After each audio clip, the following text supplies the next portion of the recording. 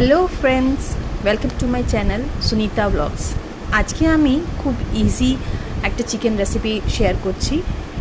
এখানে আমি 1 kilo chicken নিয়েছি, আর ম্যারিনেট করার জন্য আমি এর মধ্যে 2 চামচ লবণ আর 2 চামচ হলুদ গুঁড়ি আর একটু লঙ্কা গুঁড়ি, 1 চামচের মতো লঙ্কা গুঁড়ি, সাথে নিলাম একটু মাস্টার্ড অয়েল, একটু তেল দিয়ে 2 চামচের মতো তেল দিলাম এই যে। আর সঙ্গে নেব আমি 2 চামচ দই, টক দই।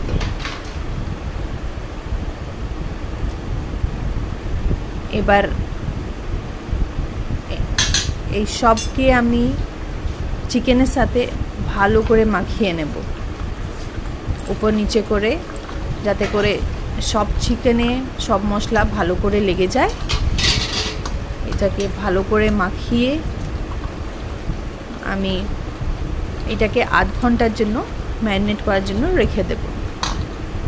দেখুন আমার সব চিকেনে মশলাগুলো ভালো করে লেগে গেছে। এবার এটা আমি ভালো করে ঢেকে আধ ঘন্টার জন্য ম্যারিনেট করে রেখে দেব।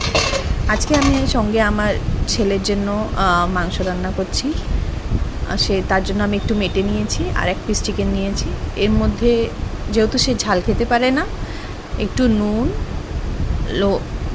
একটু হলুদ আর সঙ্গে একটু চিকেন মশলা, আপনাদের বাড়িতে যদি থাকে তাহলে একটু চিকেন মশলাটা দিয়ে দেবেন। দিয়ে একটু 1 চামচের মতো একটু দই দেব। আর এই সবকে আমি ভালো করে মাখিয়ে ওই মাংসর সাথে আধ ঘন্টার জন্য রেখে নেব। আর এই আধ ঘন্টার মধ্যে আমি আমার পেঁয়াজ, টমেটো, আদা রসুনের পেস্ট রেডি করে রাখবো। আমি মাখিয়ে নিলাম। এবারে আমি এটাকে একসাথে রেখে দেব। এবারে আমি কড়াই 4 চামচের মতো তেল নিয়ে একটু তেজপাতা, একটা এলাইচি, দারচিনি আর আদা রসুনের পেস্ট দিয়ে ভালো করে নাড়ব।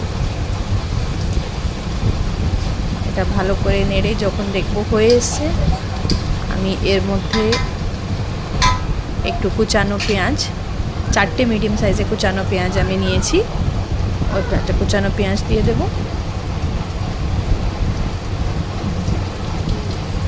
কুচানো পেঁয়াজগুলো দিয়ে ভালো করে এটাকে তেলের সাথে আমাকে নাড়তে হবে। আমি সব পেঁয়াজ দিয়ে দিয়েছি।